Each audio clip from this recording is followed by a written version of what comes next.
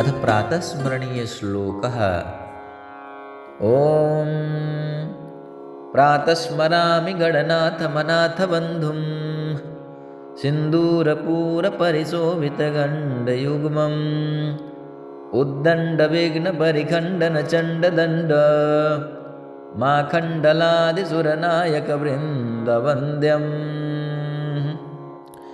अथ विष्णुस्मरणम्।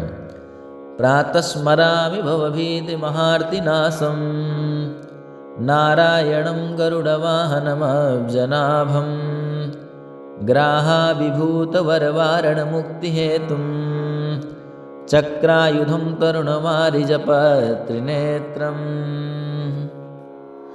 अथ शिवस्मरण।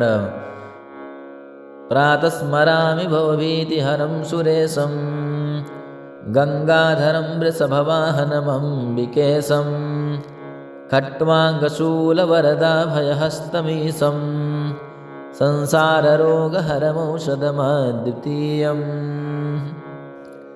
अथ देवीस्मरणम्।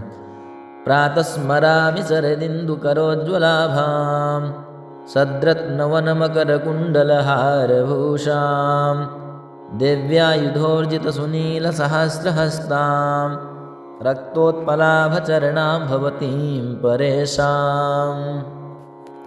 अथ सूर्यस्मरणम्। प्रातस्मरामि खलु तत्सवितुर्वरेण्यं रूपं हिमण्डलमृचोथ तनूर्यजूषिं सामान्यस्य किरणाः प्रभवादिहेतुं ब्रह्माहरात्मकमलक्ष्यमचिन्त्य रूपम्।